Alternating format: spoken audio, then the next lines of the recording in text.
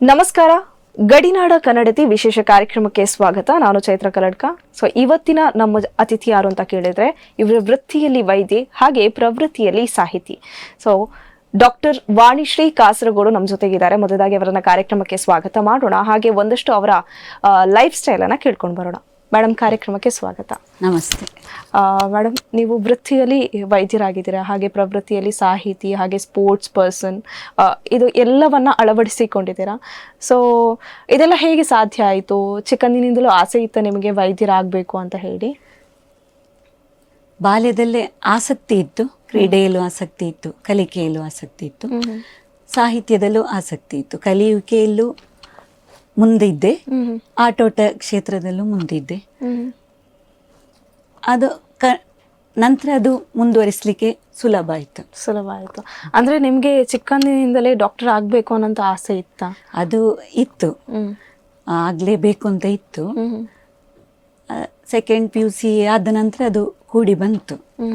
ನಮ್ಮ ಕಲ್ಲಡ್ಕ ಸ್ಕೂಲಿನ ಅಧ್ಯಾಪಕರಾದ ಚಂದ್ರಶೇಖರ್ ಭಟ್ ಇಂಗ್ಲಿಷ್ ಅಧ್ಯಾಪಕರಾಗಿದ್ರು. ಅವರ ಸಲಹೆಯಂತೆ ಈಗ ಆಯುರ್ವೇದಿಕ್ ವಿದ್ಯಾಭ್ಯಾಸ ಮಾಡಿ ಈಗ ವೈದ್ಯ ವೃತ್ತಿಯನ್ನು ಮುಂದುವರಿಸಲಿಕ್ಕೊಂಡು ಹೋಗ್ಲಿಕ್ಕೆ ಸಾಧ್ಯ ಆಯಿತು. ಎಷ್ಟು ವರ್ಷ ಆಯಿತು ಮೇಡಮ್ ನೀವು ಡಾಕ್ಟರ್ ಆಗಿ? ಈಗ 22 ವರ್ಷ ಆಯಿತು. 22 ವರ್ಷ ಆಯಿತು. ಹೇಗಿತ್ತು ನಿಮ್ಮ ಒಂದು ಆ ಟೈಮಲ್ಲಿ ನೀವು ಡಾಕ್ಟರ್ ಆಗುವಂತಹ ಅಭ್ಯಾಸಗಳಾಗಿರ್ಬೋದು, ಪಾಠಗಳಾಗಿರ್ಬೋದು? ಬಿಕಾಸ್ ಅಂದರೆ ಆಯುರ್ವೇದಿಕ್ ಚೇಂಜ್, ಅಲೋಪತಿ, ಹೀಗೆ ಹೋಮಿಯೋಪತಿ ಎಲ್ಲ ಬೇರೆ ಬೇರೆ ರೀತಿ ಇರುತ್ತೆ. ಆಯುರ್ವೇದಿಕ್ ವೈದ್ಯರಾಗಬೇಕಿದ್ರೆ ಯಾವ ರೀತಿ ಪಾಠಗಳಿತ್ತು ನಿಮಗೆ? ಸಂಸ್ಕೃತದಲ್ಲಿತ್ತು ಎಲ್ಲವೂ, ಶ್ಲೋಕಗಳು, ಆಯುರ್ವೇದದ ಮೂಲ ಚರಕ ಸುಶ್ರುತ ವಾಗ್ಭಟ ಅವರ ಗ್ರಂಥಗಳಲ್ಲಿ ಉಲ್ಲೇಖ ಆಗಿತ್ತು. ಅದನ್ನು ಇದು ಸಂಸ್ಕೃತವನ್ನು ಶ್ಲೋಕ ಕಲಿತು ಅದನ್ನು ಇಂಗ್ಲಿಷ್ ಅನುವಾದ ಮಾಡಿ ಅದನ್ನು ಕಲಿಯುವ ಕ್ರಮ ಹಾಗೆ, ಆಯುರ್ವೇದದ ಕ್ರಮ ಹಾಗೆ. ಓಕೆ. ಅಂದರೆ ನಿಮಗೀಗ ವೃತ್ತಿಯಲ್ಲಿ ಡಾಕ್ಟರ್ ಆಗಿ, ಅಂದರೆ ಆಯುರ್ವೇದಿಕಲ್ಲಿ ಡಾಕ್ಟರ್ ಆಗಿದ್ದೀರಾ ನೀವು.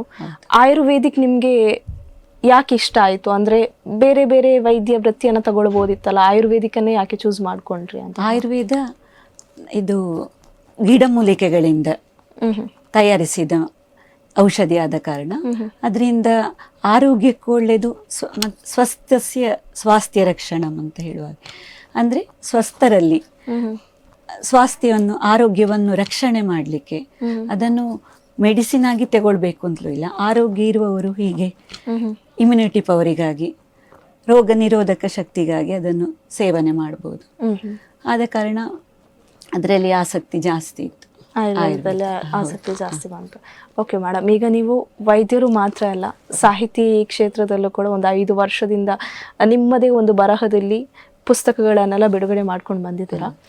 ಇದರಲ್ಲಿ ಆಸಕ್ತಿ ಹೇಗೆ ಬಂತು, ಅದರ ಬಗ್ಗೆ ಹೇಳೋದಾದ್ರೆ? ಸಾಹಿತ್ಯದಲ್ಲೂ ಮೊದಲೇ ಆಸಕ್ತಿ ಇತ್ತು, ಆದರೆ ಅದು ಸಮಯ ಸಾಕಾಗ್ತಿರ್ಲಿಲ್ಲ. ಯಾಕೆಂದರೆ ಅಲ್ಲಿ ಓದು ಬರಹ, ಈಗ ಆಯುರ್ವೇದ ವೈದ್ಯಕೀಯ ವಿದ್ಯಾಭ್ಯಾಸ ಮಾಡ್ತಿರುವಾಗ ಅಲ್ಲಿ ಬೇರೆ ಯಾವುದಕ್ಕೂ ಸಮಯ ಇಲ್ಲ. ಕವನ ಬರೀಲಿಕ್ಕೆ ನಿಮ್ಗೆ ಗೊತ್ತು, ಮತ್ತೆ PUC ಓದುವಾಗಲೂ ಹಾಗೆ, ಅದೆಲ್ಲ ನಮಗೆ ಹೊಸ್ತು.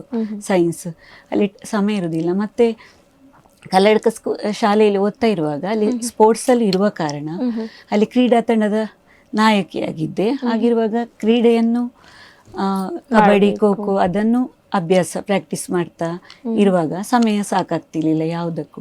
ಅಲ್ಲಿ ವಿದ್ಯಾಭ್ಯಾಸವು ಆಟೋಟ ಎಲ್ಲ ಆಗುವಾಗ ಅಲ್ಲಿ ಕವನ ಬರೀಲಿಕ್ಕೆ ಸಮಯ ಇಲ್ಲ ಅಂತಲೂ ಹೇಳ್ಬೋದು. ಮತ್ತು ಆ ಸಮಯದಲ್ಲಿ ಅಲ್ಲಿ ಕವನ ಬರೀಲಿಕ್ಕೆ ಅಂತ ನಮಗೊಂದು ಮಾರ್ಗದರ್ಶನ ಆ ಥರದ ಇದಿರುವುದಿಲ್ಲಲ್ಲ, ಕಲಿವಿಕೆ ಅದೇ ಇರ್ತದೆ. ಆಮೇಲೆ PUCಯಲ್ಲಿ ಇರುವಾಗಲೂ ಹಾಗೆ ಓದು ಬರ ಅಲ್ಲೂ ಹಾಗೆ ಆಟೋಟ ಸ್ಪೋರ್ಟ್ಸಲ್ಲಿ ಅಲ್ಲಿ ವಿವೇಕಾನಂದ ಕಾಲೇಜ್ ಪುತ್ತೂರಲ್ಲಿ ಅಲ್ಲೂ ಸ್ಪೋರ್ಟ್ಸಲ್ಲಿ ಚಾಂಪಿಯನ್ ಆಗಿದ್ದೆ, 100 ಮೀಟ್ರ್, 200, 400. ಅದರ ಜೊತೆಗೆ ಸೈನ್ಸ್. ಆಗ ಅಲ್ಲಿ ಸಮಯ ಸಾಕಾಗ್ತಿರ್ಲಿಲ್ಲ. BMS ಓದುವಾಗ ಹಾಗಾಯ್ತು. ಅದಾಗಿ ಈಗ ಲೈಫ್ ಸೆಟ್ಲ್ ಆದ ನಂತರ ಒಂದು ಹೊಸ ಏನಾದರೂ ಒಂದು ಸಾಧನೆ ಮಾಡುವ, ಏನೋ ಒಂದು ಕಾಸರಗೋಡಿನಲ್ಲಿ ಕನ್ನಡ ಉಳಿಸಲೇಬೇಕು. ಈಗ ಹೋರಾಟ ಮಾಡಿ ಎಲ್ಲ ಉಳಿಸ್ಲಿಕ್ಕಾಗದಿದ್ರು ಒಂದು ಸಾಹಿತ್ಯದ ಮೂಲಕ ಕಾಸರಗೋಡಿನಲ್ಲಿ ಕನ್ನಡ ಭಾಷೆಯನ್ನು ಪೋಷಣೆ ಮಾಡುವ ಕೆಲಸ ಮಾಡುವ ಅಂತ ಆಗಿ ಕೊನೆಗೆ ದಿನ ಈಗ ಸಾಹಿತ್ಯವನ್ನು ರಚಿಸೋದು ಸಮಯ ಇರುವಾಗ ಇಲ್ಲದ್ರೆ ಸಮಯ ಇಲ್ಲದಿದ್ದರೆ ಸಮಯ ಮಾಡಿಕೊಂಡು ನಿದ್ರೆ ಬಿಟ್ಟು ಎಲ್ಲ ಸಮಯ ಸಾಹಿತ್ಯಕ್ಕೆ ಅಂತಲೇ ತಗೊಂಡು ಈಗ ಅದೇ ಪುಸ್ತಕ ಆಯ್ತು. ಇನ್ನೀಗ 300 ಕವನ ಇದೆ. ಈಗ 300ಕ್ಕಿಂತ ಮೇಲೆ ಇದೆ. ಒಂದು 500 ಕವನ ಇದೆ. ಇನ್ನೊಂದು 2-3 ಪುಸ್ತಕ ಮಾಡುವಷ್ಟು ಕವನ ತಯಾರಿದೆ. DTP ಮಾಡಿ ತಯಾರಿದೆ. ಅದನ್ನಿನ್ನು ಪ್ರಿಂಟ್ ಮಾಡಲಿಕ್ಕೆ ಮಾತ್ರ ಬಾಕಿ. ಅದೊಂದು ಸರಿಯಾದ ಸಮಯ ನೋಡಿಕೊಂಡು ಮತ್ತೇನದು ಇನ್ನು ಕೆಲವು ದಿನಗಳಲ್ಲಿ ಅದನ್ನು ಬಿಡುಗಡೆ ಮಾಡುವ ಯೋಜನೆ ಇದೆ. ಓಕೆ ಮ್ಯಾಮ್, ಈಗ ನೀವು ಸಾಹಿತ್ಯನ ರಚನೆ ಮಾಡ್ತಾ ಇದ್ದೀರಾ. ಸೊ ನಿಮ್ಮ ಈ ಒಂದು ಸಾಹಿತ್ಯ ಕಲ್ಪನೆ ಹೇಗೆ? ಅಂದರೆ ಯಾವುದಾದ್ರೂ ಒಂದು ಚಿತ್ರಣವನ್ನು ನೋಡಿ ಬರೀತೀರಾ ಅಥವಾ ನಿಮ್ಮದೇ ಸ್ವಂತ ಆಲೋಚನೆಯಲ್ಲಿ ಒಂದು ಕವನ ಕೃತಿಗಳನ್ನು ರಚನೆ ಮಾಡ್ತೀರಾ? ಇಲ್ಲಿ ಈಗ ಬಂದ ನಂತರ ಚಿತ್ರಣಕ್ಕಿಂತಲೂ ಹೆಚ್ಚು ಕಾಸರಗೋಡಲ್ಲಿ ಈಗ ಕನ್ನಡ ಭಾಷೆ ಕಡಿಮೆ ಆಗ್ತಾ ಇದೆ ಮಾತಾಡೋದು. ಅಂದರೆ ಅದು ಇಲ್ಲ ಅಂತಲೂ ಹೇಳ್ಬೋದು. ಯಾಕೆಂದರೆ ಮಲಯಾಳ ಆಯ್ತಲ್ಲ, ಅಲ್ಲಿಂದ ಇಲ್ಲಿ ಬಂದ ನಂತರ ತುಂಬ ಬೇಜಾರಾಯಿತು. ಕನ್ನಡ ಇಲ್ಲಲ್ಲ, ಇನ್ನೇನು ಮಾಡೋದು, ಇಲ್ಲಿ ಭಾಷೆ ಮಲಯಾಳ ಗೊತ್ತಿಲ್ಲ, ಇನ್ನು ಮಲಯಾಳವೇ ಕಲಿಬೇಕು, ಮಲಯಾಳವೇ ಮಾತಾಡಬೇಕು ಅಂತ ಹೇಳಿದರೆ ಕಷ್ಟ ಅಲ್ಲ. ಹಾಗಿರುವಾಗ ಹೋರಾಟದ ಮನೋಭಾವನೆಯಿಂದ ಶುರು ಮಾಡಿದ ಕವನ ಅದು. ಈಗ ಈ ಪ್ರಕೃತಿ ಅದು ನನ್ನ ಕೃತಿ. ಅದರಲ್ಲಿ ಈಗ ಹೋರಾಟದ ಕವನಗಳಿದೆ. ಅಂದರೆ ಶುರು ಮಾಡಿದ್ದು ಹಾಗೆ, ಇದು ಹೋರಾಡುವೆವು ನಾವು ಕನ್ನಡಕ್ಕೆ ಅಂತ. ಅಲ್ಲಿಂದ ನಂತರ ಮತ್ತೆ ಬೇರೆ ಪ್ರಕೃತಿಯ ಬಗ್ಗೆ ಹೀಗೆ ಬರೀಲಿಕ್ಕೆ ಶುರು ಮಾಡಿ. ಆರಂಭ ಕನ್ನಡ ಹೋರಾಟದಿಂದ, ಎಲ್ಲದಕ್ಕೂ ಮೂಲ ಈ ಕನ್ನಡ. ಅಲ್ಲಿಂದ ಬಂದು ಇಲ್ಲಿ ಈಗಲೂ ಹಾಗೆ ತುಂಬ ಭಾಷಾ ಸಮಸ್ಯೆ ಇರುವ ಕಾರಣ ಮಲಯಾಳ ಕಲೀಲಿಕ್ಕೆ ಕಷ್ಟ ಆಗ್ತಾ ಉಂಟು. ಕನ್ನಡ ಇಲ್ಲದೆ ನಾವು ಗೊತ್ತುಂಟು, ಭಾಷೆ ಇಲ್ಲದೆ ಹೇಗೆ ಜೀವನ ಮಾಡೋದು, ಬೇರೆ ಭಾಷೆಗೆ ಉಗ್ಗಿಕೊಳ್ಳಿಕ್ಕೆ ಕಷ್ಟ ಉಂಟು. ಅದರಲ್ಲೂ ನನಗೆ ಮಲಯಾಳ ಭಾಷೆ ಅಂದರೆ ಮೊದಲಿಂದ ಅಷ್ಟೇನು ಅಂದರೆ ಕಲೀಲಿಕ್ಕೆ ಅಷ್ಟು ಇಂಟ್ರೆಸ್ಟ್ ಇರಲಿಲ್ಲ. ಆದರೆ ಈಗ ಕಲ್ತಿದ್ದೇನೆ. ಇನ್ನು ಬರೀಲಿಕ್ಕೂ ಕಲಿಬೇಕು, ಅಲ್ಲಿರುವ ಬೇಕಲ್ಲ ಅಂತ ಪರಿಸ್ಥಿತಿ ಬಂದಿದೆ. ಹಾಗಿರುವಾಗ ನಮ್ಮ ಆತ್ಮತೃಪ್ತಿಗೆ ನಾವು ಕನ್ನಡ ಮಾತಾಡಿಕೊಂಡು, ಕನ್ನಡ ಗೊತ್ತಿರೋರೊಟ್ಟಿಗೆ ಮತ್ತೆ ಕನ್ನಡ ಕಾರ್ಯಕ್ರಮ ಮಾಡಿಕೊಂಡು, ಅದೇ ಸಾಹಿತ್ಯ ಇರಲಿ, ಹಾಗೆ ಎಲ್ಲವೂ ನಮ್ಮ ವೃತ್ತಿ ಜೀವನಕ್ಕಲ್ಲಿ ಮಲಯಾಳ ಬೇಕೇ ಬೇಕು. ಹಾಗೆ ಬಂದು ಕಲ್ತಾಯ್ತು. ಮಲಯಾಳ ಮಾತಾಡಲಿಕ್ಕೆಲ್ಲ ಗೊತ್ತೀಗ. ಅದ್ರ ಜೊತೆಗೆ ಈಗ ಕನ್ನಡ ಅಂತೂ ಬಿಡುದಿಲ್ಲ ಅಂತ ಮುಂದೆಯೂ. ಓಕೆ ಮ್ಯಾಮ್, ಹಾಗಿದ್ರೆ ನೀವು ಮೂಲತಃ ಎಲ್ಲಿಯವರು? ಮೂಲತಃ ಇಲ್ಲಿ ಮಾಣೆ ಸಮೀಪದವರು ನೀವು. ಅಂದ್ರೆ ಅಲ್ಲಿ ಕಾಸರಗೋಡಲ್ಲಿ ನೆಲ್ಲಿಕಟ್ಟೆ. ಅಂದ್ರೆ ನೀವು ಮದುವೆ ಆದ್ಮೇಲೆ ಕಾಸರಗೋಡಿಗೆ ಹೋಗುವಂತದ್ದು. ಸೊ ನೀವು ಮದುವೆ ಆಗಿ ಹೋದ ನಂತರವೇ ಅಲ್ಲಿ ಕಾಸರಗೋಡಿನಲ್ಲಿ ನೀವು ಇರುವ ಸೈಡ್ ಅಲ್ಲಿ ಕಂಪ್ಲೀಟ್ ಆಗಿ ಮಲಯಾಳವೇ ಮಾತಾಡ್ತೀವಿ? ಹೌದು, ಈಗಲೂ ಹಾಗೆ. ಅಲ್ಲೆಲ್ಲ ಕನ್ನಡ ಇರಲಿಲ್ಲ. ಅಂದ್ರೆ ಕೆಲವರಿಗೆ ಗೊತ್ತು, ಆದ್ರೆ ಅವರೆಲ್ಲ ಮಲಯಾಳಕ್ಕೆ ಇದು ಅಡ್ಜಸ್ಟ್ ಆಗಿ ಬಿಟ್ಟಿದ್ದಾರೆ ಅಂತ. ವೃತ್ತಿ ಜೀವನಕ್ಕೋಸ್ಕರ ನೀವು ಮಲಯಾಳಂ ಕಲಿಯಬೇಕಾಯ್ತು, ಅನಿವಾರ್ಯತೆ ಇತ್ತು. ಸೊ ಈಗ ನೀವು ವೃತ್ತಿಯನ್ನು ಕೂಡ ಪ್ರವೃತ್ತಿಯನ್ನು ಒಟ್ಟಿಗೆ ಮಾಡ್ತಾ ಇದ್ದೀರಾ. ಸೊ ನೀವು ಹೇಳಿದ್ರಿ ಕೆಲವೊಂದಷ್ಟು ನಾನು ಮ್ಯಾನೇಜ್ ಮಾಡ್ತೇನೆ, ಟೈಮ್ ವೃತ್ತಿ ಮಾಡಿಕೊಂಡು ಮ್ಯಾನೇಜ್ ಮಾಡ್ತೇನೆ ಅಂತ. ಸೊ ನಿಮ್ಮ ವೃತ್ತಿಯ ಟೈಮಿಂಗ್ಸ್ ಹೇಗಿರುತ್ತೆ? ವೃತ್ತಿಯದ್ದು ಬೆಳಿಗ್ಗೆ 10 ಗಂಟೆಯಿಂದ ಸಂಜೆ 5-6 ಗಂಟೆವರೆಗಿದೆ. 6 ಗಂಟೆ. ನನ್ನ ಪತಿದೇವರು ಇವರು ಡಾಕ್ಟರ್ ಗಿರೀಶ್ ಅಂತ, ವೆಂಕಟ್ ಗಿರೀಶ್. ಅವರು ವೃತ್ತಿಯಲ್ಲಿ ಡಾಕ್ಟ್ರೇ, ಅವರು ಆಯುರ್ವೇದ ಡಾಕ್ಟರ್. ಹಾಗೆ ನಮ್ಮ ಸ್ವಂತ ಆಸ್ಪತ್ರೆ ಇದೆ ನೆಲ್ಲಿಕಟ್ಟೆಯಲ್ಲಿ. ಅಲ್ಲಿ 24 hours ಮನೆಯು ಹಾಸ್ಪಿಟಲ್ ಒಟ್ಟೊಟ್ಟೆ ಆಯುರ್ವೇದ ಆಸ್ಪತ್ರೆ. ಹೌದು. ಅಲ್ಲಿ ಎಲ್ಲ ದಿನ ನಾವು ಅದೇ 24 ರಾತ್ರಿ ಕೂಡ ವರ್ಕ್ ಮಾಡ್ತೇವೆ. ಎಮರ್ಜೆನ್ಸಿ ಕೇಸ್ ಹೋಗ್ಬೇಕಾಗತ್ತೆ. ಅದೇ. ಸೊ ಇಲ್ಲದಿದ್ರೆ ನಿಮ್ಮ ಟೈಮಿಂಗ್ಸ್ 10ರಿಂದ 5-6 ಗಂಟೆವರೆಗೆ. ಸೊ ಅದ್ರ ಜೊತೆ ನೀವು ಈಗ ಪುಸ್ತಕಗಳನ್ನೆಲ್ಲ ಅದ್ರ ಜೊತೆ ಅದು ಮಾತ್ರ ಅಲ್ಲದೆ ಈಗ ನಾವೊಂದು ಸಾಂಸ್ಕೃತಿಕ ಕಾರ್ಯಕ್ರಮ ಅಂತ ಗಡಿನಾಡ ಕನ್ನಡ ಸಾಹಿತ್ಯ ಸಾಂಸ್ಕೃತಿಕ ಸಂಘ. ಸೊ ಒಂದು ವಿಷಯ ಕೇಳ್ಬಿಟ್ಟೆ ಮೇಡಮ್, ಮನೆಯಲ್ಲಿ ವೇದಿಕೆಯನ್ನ ಕೂಡ ನಿರ್ಮಾಣ ಮಾಡಿರುವಂತದ್ದು. ಸೊ ಇದು ಹೇಗೆ ಸಾಧ್ಯ ಆಯ್ತು? ಇದು ಯಾತಕ್ಕಾಗಿ ಮಾಡಿದೀರಾ ಅಂತ ಹೇಳಿ. ಇದು ವೇದಿಕೆ ನಿರ್ಮಿಸಿದ್ದೇ ನಾವು ಸಾಂಸ್ಕೃತಿಕ ಕಾರ್ಯಕ್ರಮ, ಸಾಹಿತ್ಯ ಸಾಂಸ್ಕೃತಿಕ ಕಾರ್ಯಕ್ರಮ ನಡೆಸಲಿಕ್ಕೆ ಅಂತಲೇ. ಯಾಕೆಂದ್ರೆ ಹೊರಗಡೆ ಅವಕಾಶ, ವೇದಿಕೆ ಅವಕಾಶ ಎಲ್ಲಾ ಸಮಯದಲ್ಲೂ ಸಿಗುದಿಲ್ಲ. ಕೆಲವೊಂದು ಹಬ್ಬದ ದಿನ, ಜಾತ್ರೆ ದಿನ ಎಲ್ಲ ಮಾತ್ರ ಅಲ್ಲ ಸಿಗುದು. ಇದಿಲ್ಲಿ ನಮ್ಗೆ ಕನ್ನಡ ಉಳಿಬೇಕು ಅಂತಾದ್ರೆ ದಿನ ಕಾರ್ಯಕ್ರಮ ಮಾಡಿದ್ರು ಹತ್ತಿರದವರನ್ನು, ನಮ್ಮ ಸ್ಥಳೀಯ ಕಲಾವಿದರನ್ನ, ಸ್ಥಳೀಯ ಕನ್ನಡದವರನ್ನು ಕರೆಸಿ ಅವರಲ್ಲಿ ಕನ್ನಡ ಕಾರ್ಯಕ್ರಮ ಮಾಡಿಸಿ ಆ ಥರ ಉಳಿಸುವ ಯೋಜನೆ. ಮತ್ತೆ ಇದು ನಮ್ದು ಸಂಸ್ಥೆ ದೈವಾನುಗ್ರಹದಿಂದ ನಡೆಯುವುದು. ಅಂದ್ರೆ ಇಲ್ಲಿ ನಾವು ಹೇಳಿದಾಗೆ ಯಾವುದು ಇಲ್ಲ, ನಾವು ಶಿವನನ್ನು ನಂಬಿಕೊಂಡು ಬಂದ ಸಂಸ್ಥೆ ಇದು. ಅಂದ್ರೆ ಶಿವನೇ ಸಂಸ್ಥೆಯನ್ನು ಕಟ್ಟಿದ್ದು ಅಂತ ಹೇಳಿ ನಮ್ಗೆ ಈಗ ಮನವರಿಕೆ ಆದ್ದು. ಕೆಲವರಿಗಾಗುದು ಇವರೇನು ಈ ಕಾಲದಲ್ಲಿ ಮೂಢನಂಬಿಕೆ ಅಂತ ಹೇಳೋರು ಇದ್ದಾರೆ, ಅಂದ್ರೆ ದೇವರು ಅಂತ ಹೇಳಿ. ಆದ್ರೆ ಅದನ್ನ ನಾನು ಒಪ್ಪುದಿಲ್ಲ. ಮೂಢನಂಬಿಕೆ ಅಂದ್ರೆ ದೈವ ಬಲ ಇದ್ರೆ ಮಾತ್ರ, ದೈವ ಶಕ್ತಿ ಎನ್ನುವುದು ಒಲ್ದ್ರೆ ಮಾತ್ರ ನಮ್ಗೆ ಯಾವುದೇ ಕೆಲಸ ಮಾಡ್ಲಿಕ್ಕಾಗೋದು ಅಂತ ನನಗೆ ಮನವರಿಕೆ ಆಗಿದೆ ಕಳೆದ ವರ್ಷದಿಂದ.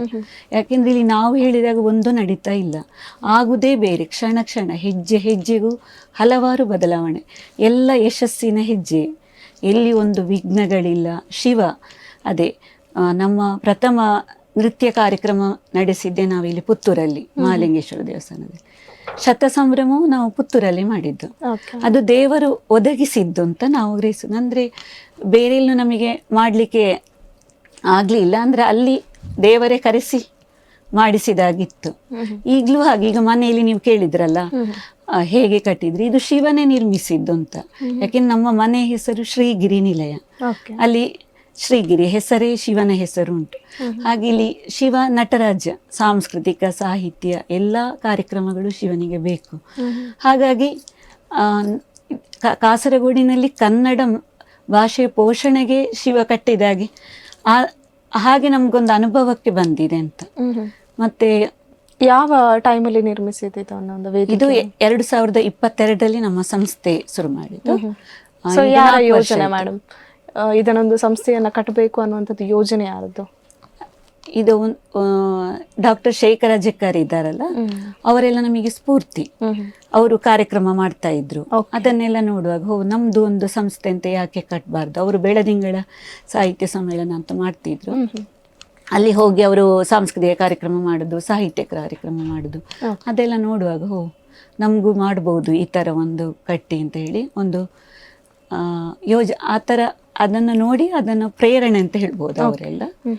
ಆ ನಂತರ ಅದೇ ಈಗ ಮನೆಯಲ್ಲಿ ಈಗ ಕಟ್ಟಿ 1 ತಿಂಗಳು ಮೇಲಾಯ್ತು. ಈಗಲೇ ಅಲ್ಲಿ ಹಲವಾರು ಕಾರ್ಯಕ್ರಮ ಮಾಡಿ ಆಯ್ತು. ಈಗ ಯಾವುದೆಲ್ಲ ಕಾರ್ಯಕ್ರಮಗಳನ್ನ ಆಯೋಜನೆ ಮಾಡಿದಿರಿ ಇಷ್ಟವರೆಗೆ?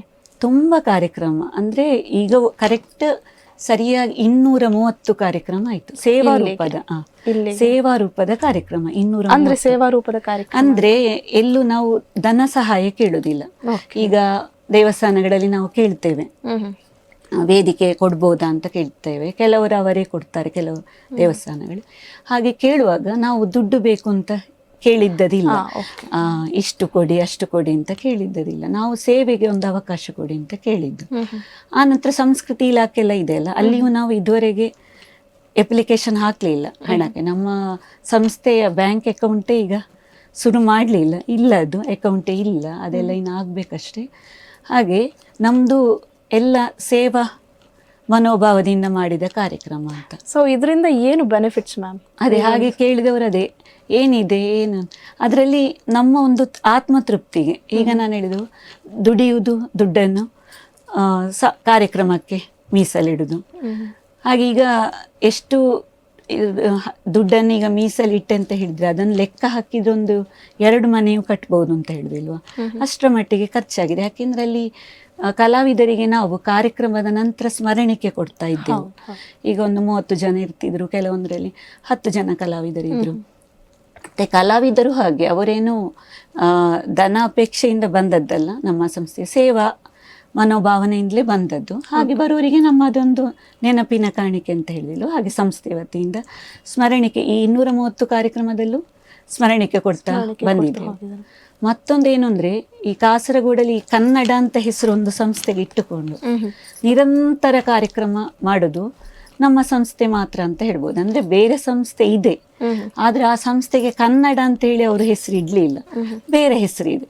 ಹಾಗಿರುವಾಗ ನಮ್ಗದೊಂದು ಹೆಮ್ಮೆ, ನಮ್ಗೆ ಈ ಒಂದು ಯೋಗ ಭಾಗ್ಯ ಎಲ್ಲ ನಮ್ಗೆ ದೇವರು ಕೊಟ್ಟಿದಾರಲ್ಲ ಅಂತ. ತಾಯಿ ಭುವನೇಶ್ವರಿ ಹೆಸರಿಟ್ಟುಕೊಂಡು, ಕನ್ನಡ ಅಂದ್ರೆ ತಾಯಿ ಭುವನೇಶ್ವರಿ ಅಲ್ಲ, ನಮ್ಮ ಸಂಸ್ಥೆಯ ಲೋಗೋ ಕೂಡ ಹಾಗೆ, ತಾಯಿ ಭುವನೇಶ್ವರಿ ಧನ್ವಂತರಿ ದೇವರು.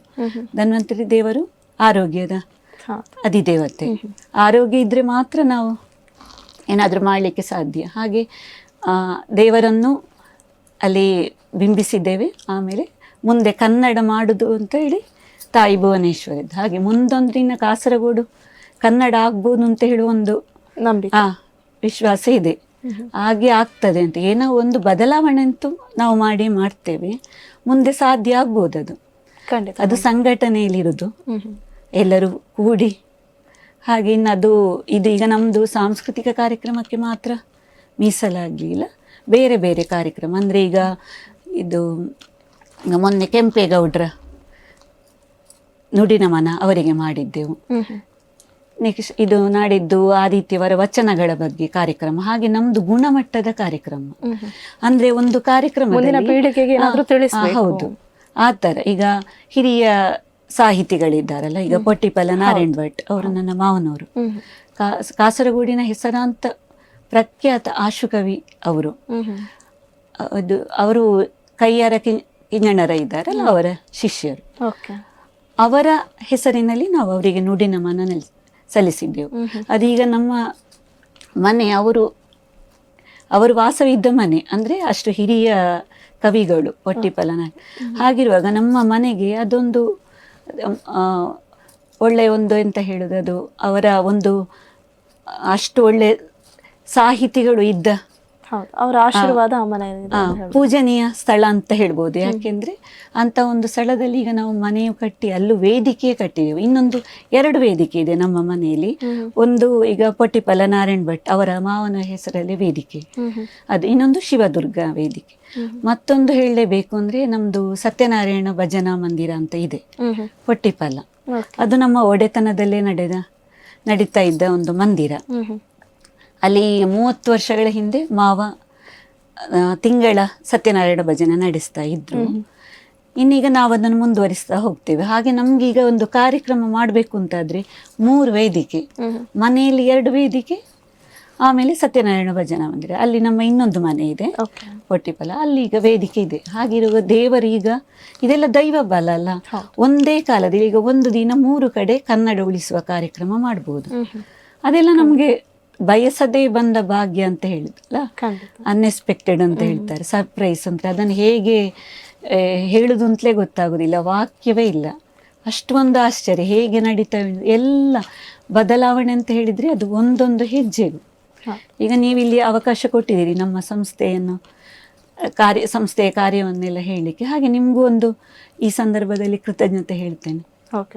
ಅಭಿಮತ ಚಾನೆಲ್ನವರು ಜಗದೀಶ್ ಸರ್ ಅವರು ನಮ್ಗೆ ಇಲ್ಲಿಯ ದೂರವಾಣಿ ಸಂಖ್ಯೆ ಕೊಟ್ಟಿದ್ರು.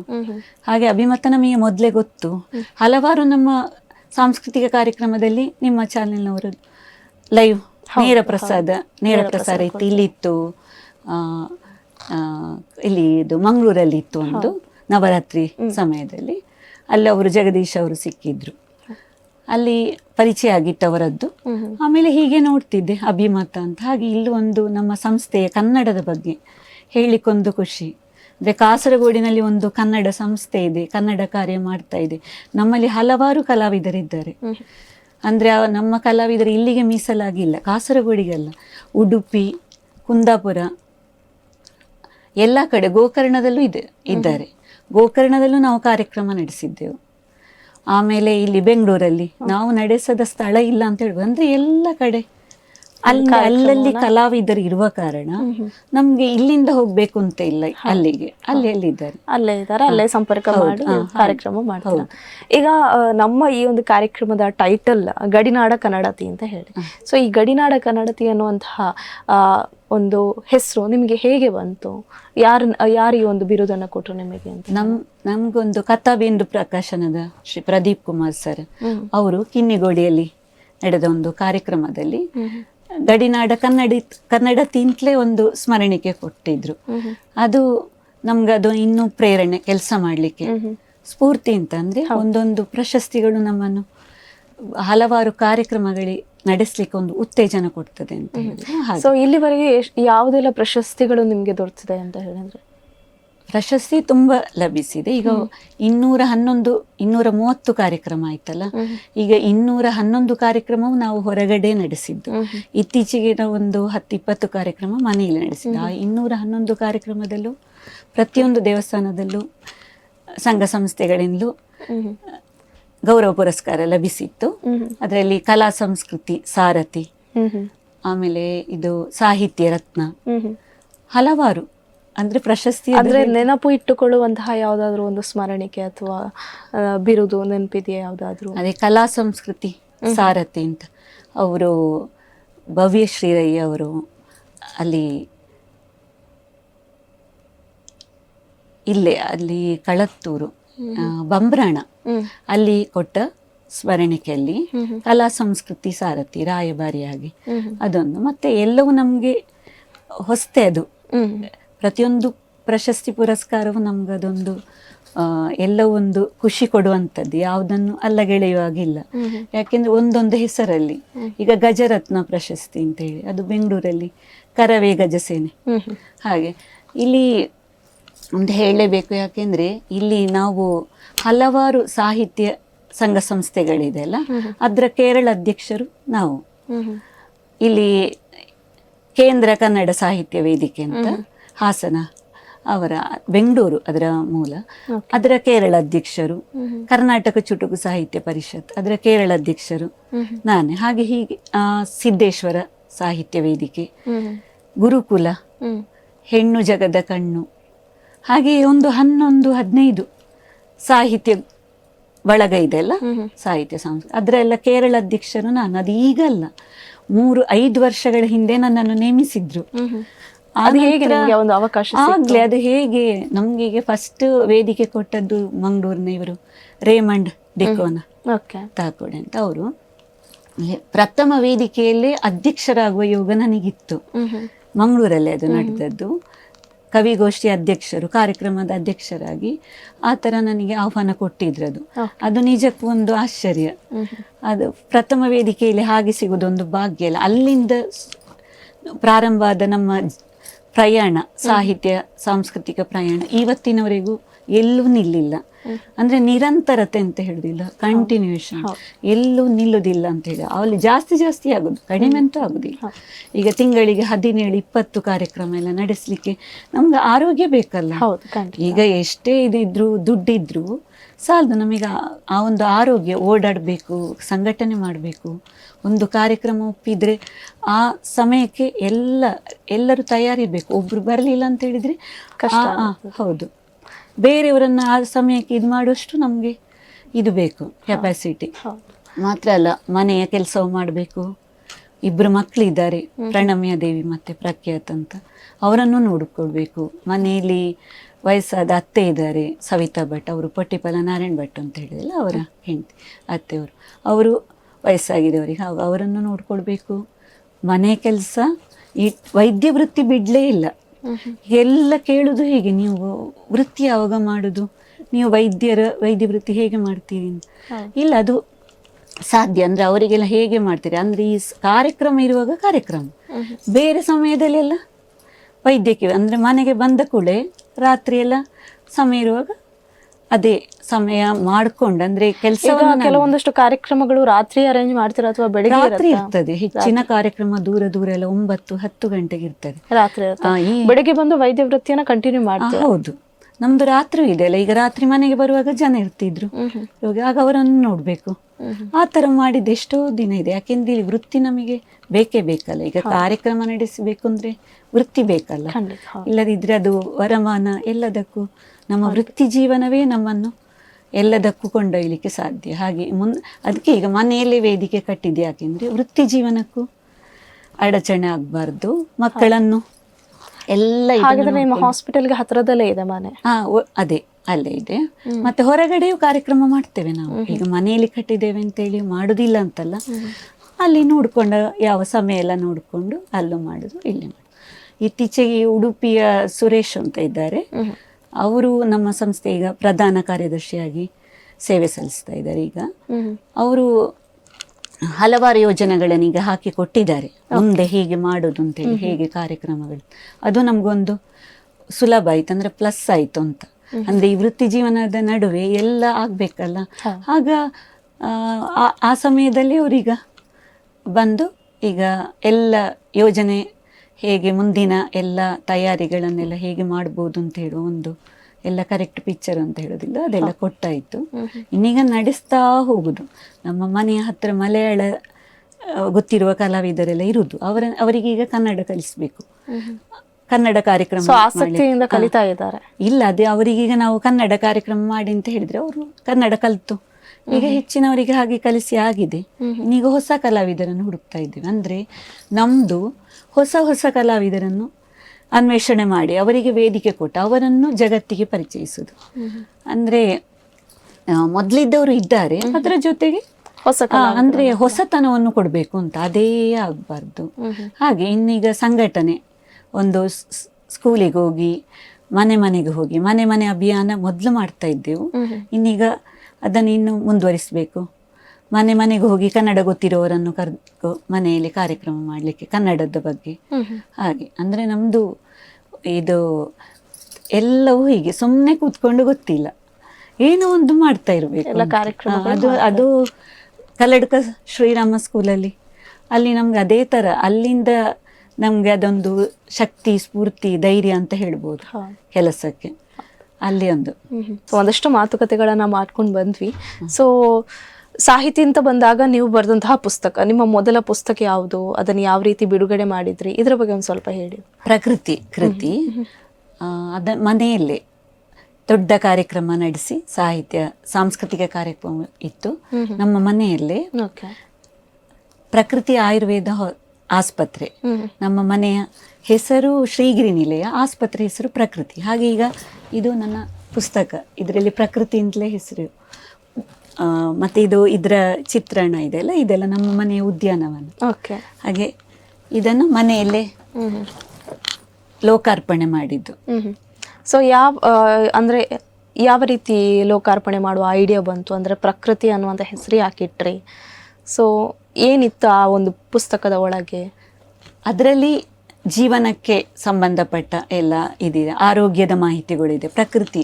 ಪ್ರಕೃತಿದತ್ತವಾದ ಗಿಡಮೂಲಿಕೆಗಳು, ಹಳದಿ, ಚಂದನ, ಅದರಲ್ಲಿ ಕವನ ಇದೆ, ಅದರ ಉಪಯೋಗ ಏನು ಅಂತ. ಹಾಗೆ ಅದಕ್ಕೂ ಪ್ರಕೃತಿ ಹೆಸರು ಸರಿಯಾಗ್ತದೆ. ಮಾತ್ರ ಅಲ್ಲ, ಹೀಗೆ ಪ್ರಕೃತಿಯ ಬಗ್ಗೆ ಅಂದರೆ ಇದರಲ್ಲಿ ನೋಡಿ, ಅಂದರೆ ಇಲ್ಲದ ವಿಷಯಗಳಿಲ್ಲ. ಈಗ ನೇಚರ್, ಸತ್ವಗುಣ ಅಂತ ಇದೆ, ಅಂದರೆ ಅದು ಪ್ರಕೃತಿಗೆಲ್ಲ ರಿಲೇಟೆಡ್ ಅಂತ. ಈಗ ಶಿಲ್ಪಿ, ಇದು ಎಲ್ಲವೂ ಹುಣ್ಣಿಮೆ ಅಂತ ಹೇಳುದು ಅದು ಪ್ರಕೃತಿಯಲ್ಲೇ ಬರುದಲ್ಲ. ಹಾಗೆ ಎಲ್ಲ ಪ್ರತಿಯೊಂದು ಕವನ ಅದು ಪ್ರಕೃತಿಗೆ ಎಲ್ಲವೂ ಈ ಪ್ರಕೃತಿ, ಅರ್ಕ ಗಿಡ, ಶುಭ್ರಬಾನು, ಪ್ರತಿಯೊಂದು ಇನ್ನನ್ನು ಒಳಗಿಂದ ಅದರ ಇದೆ ಎಲ್ಲ ನೋಡ್ತಾ ಹೋದ್ರೆ ಅದಕ್ಕೂ ಸರಿಯಾಗೋದು ಪ್ರಕೃತಿ ಅಂತಲೇ ಹೆಸರು. ಅದು ನಮ್ಮ ಮನೆಯದ್ದು ಆಗಿತ್ತು, ಎಲ್ಲ ಕೂಡಿ ಬಂತು ನೋಡಿ. ಇನ್ನು ಸೊ ಆಸ್ಪತ್ರೆ ಬಗ್ಗೆ ಹೇಳಿದ್ರೆ, ಆಸ್ಪತ್ರೆ ಹೆಸರನ್ನೇ ನಾವು ಈ ಒಂದು ಪುಸ್ತಕಕ್ಕೆ ಇಟ್ಟಿದ್ದೇವೆ ಅಂತ ಹೇಳಿ.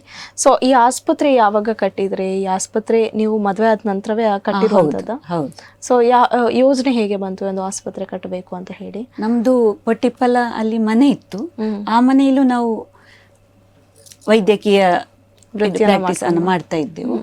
ಆಮೇಲೆ ನನ್ನ ಮಾವನವರು ಅಲ್ಲಿ ಜಾಗ ಮಾಡಿದ್ರು, ಚೂರಿಪಳ್ಳ ಅಂತ ಹೇಳುವಲ್ಲಿ.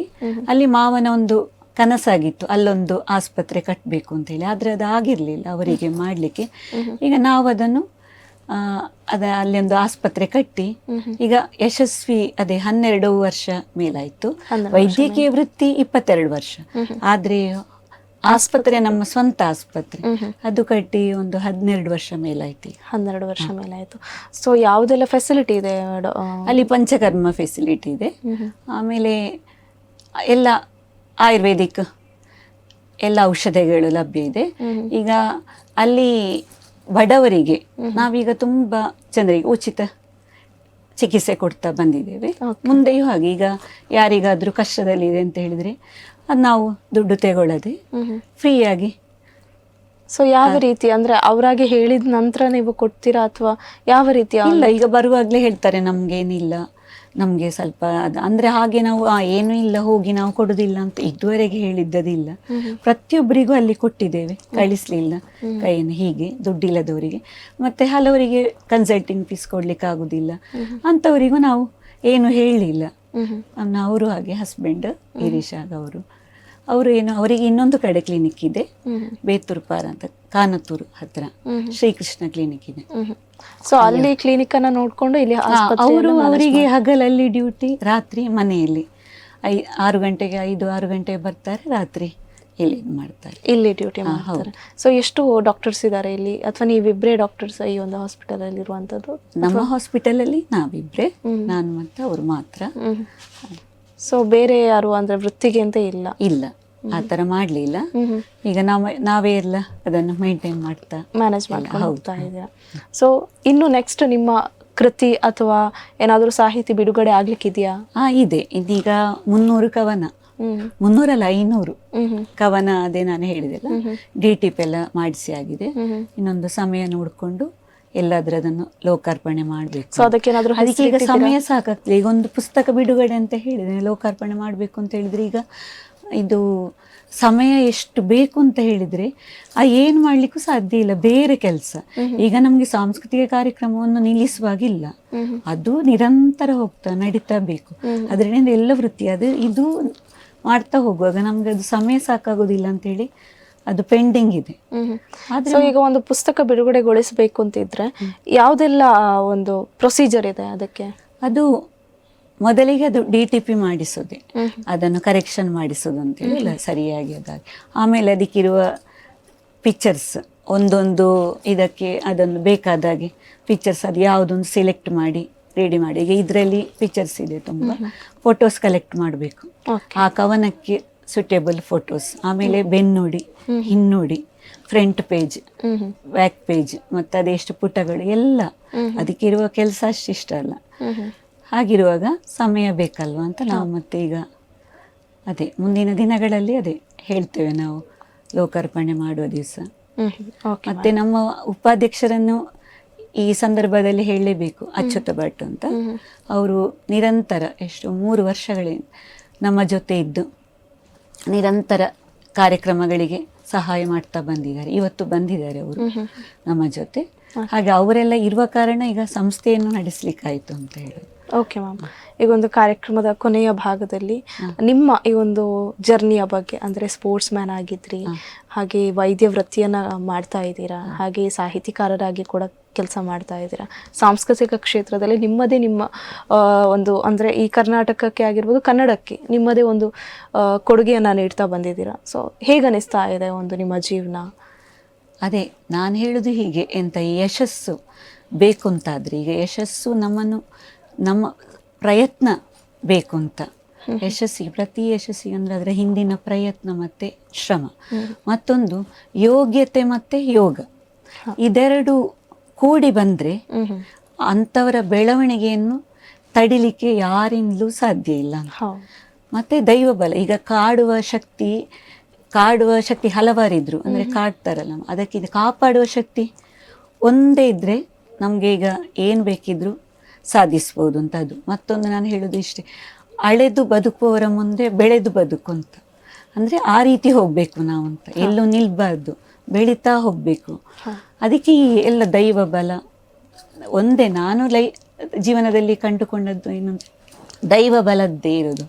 ಅಂದರೆ ನನ್ನ ಜೀವನದಲ್ಲಿ ಆದದ್ದೆಲ್ಲವೂ ದೇವರಿಂದಲೇ ಆದದ್ದು, ನನ್ನಿಂದ ಆಗೋದಕ್ಕಿಂತ ಹೆಚ್ಚು. ನಮ್ಮ ಮನೆ ಹತ್ರ ಮಲ್ಲಶ್ರೀ ದುರ್ಗಾ ಪರಮೇಶ್ವರಿ ದೇವಿ, ನನ್ನ ಮಗಳಿಗೆ ದೇವಿ ಹೆಸರನ್ನು ಇಟ್ಟಿದ್ದೇವೆ. ಸಕಲ ಐಶ್ವರ್ಯ ಸಂಪತ್ತು ಭಾಗ್ಯ ಕೊಟ್ಟ ದೇವಿ, ಅದು ನಮ್ಮ ಮನೆಯ ಹತ್ರ ಭಾಗ್ಯ ದೇವತೆ ಅಂತ ಹೇಳ್ಬೋದಲ್ಲ, ದೊಡ್ಡ ಶಕ್ತಿ. ಹಾಗೆ ಈಗ ನಾವು ಕೆಲಸ ಮಾಡಬೇಕು ಅಂದರೆ ಅಲ್ಲಿ ಹತ್ರ ಅಷ್ಟು ದೈವ ಶಕ್ತಿಗಳು ನಮಗೆ ಅಲ್ಲಿ ಇದು ಗೊತ್ತಿಲ್ಲದಾಗೆ ನಮಗೆ ಅದು ಒಂದು ಶಕ್ತಿ ಅಂತ. ಪ್ರತಿಯೊಂದು ಕೆಲಸ ಕಾರ್ಯಗಳು ಇಲ್ಲದಿದ್ದರೆ ಶಕ್ತಿ ಹೇಗೆ ನಮ್ಗೆ ಅದೊಂದು ಬೇಕಲ್ಲ, ಬಲವು ಮತ್ತು ಬುದ್ಧಿ ಬಲ ಯಶಸ್ಸು ಎಲ್ಲ ಬೇಕು ಅಂದರೆ ದೈವ ಬಲ ಅಂತ ಹೇಳಿ.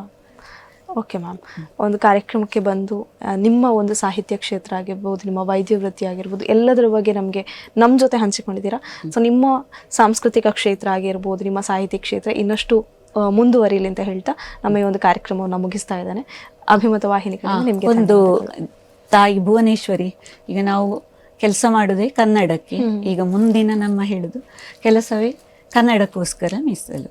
ಅಂದರೆ ಕನ್ನಡ ಕಾರ್ಯಕ್ರಮ, ಕನ್ನಡ ಭಾಷೆಯ ಪೋಷಣೆ, ಕನ್ನಡ ಸಾಹಿತ್ಯ, ಹಾಗೆ ಈಗ ಒಂದು ಭುವನೇಶ್ವರಿಗೊಂದು ಕೊನೆಯದಾಗಿ ನಮಸ್ಕಾರ ಮಾಡ್ತಾ, ಈಗ ಕಣ್ಣರಳಿದೆ ಕರ್ಣ ಚಾಚಿದೆ ನಾಸಿಕವು ಅರಸುತ್ತಿದೆ, ಕನ್ನಡಮ್ಮನ ನೋಡಲು ಅಂದದ ನುಡಿಯ ಕೇಳಲು ಶ್ರೀಗಂಧದ ಸವಿಯಲು. ಆಮೇಲೆ ಒಂದು ಚುಟುಕು ಕನ್ನಡದ ಕೂಗಿಗೆ ನಾವು ಓಗೊಡುತ್ತಾ ಕನ್ನಡ ದೀಪವನ್ನು ನಾವು ಬೆಳಗುತ್ತಾ ಕಟ್ಟೋಣ ಕನ್ನಡ ನಾಡನ್ನು ಬೆಳೆಸೋಣ ಕನ್ನಡ ನುಡಿಯನ್ನು. ಓಕೆ, ಧನ್ಯವಾದ. ಓಕೆ ವೀಕ್ಷಕರು, ಇದಾಗಿತ್ತು ಈ ಹೊತ್ತಿನ ಗಡಿನಾಡ ಕನ್ನಡತಿ ವಿಶೇಷ ಕಾರ್ಯಕ್ರಮ. ಮುಂದಿನ ಸಂಚಿಕೆಯಲ್ಲಿ ಇನ್ನೊಂದು ಹೊಸ ವಿಷಯದೊಂದಿಗೆ ನಾನು ಸಿಗ್ತೇನೆ. ಅಲ್ಲಿವರೆಗೂ ನೋಡ್ತಾ ಇರಿ ಅಭಿಮತ ಟಿವಿ. ಇದು ಜನಮನದ ನಾಳೆ ಮಿಡಿತ. ನಮಸ್ಕಾರ.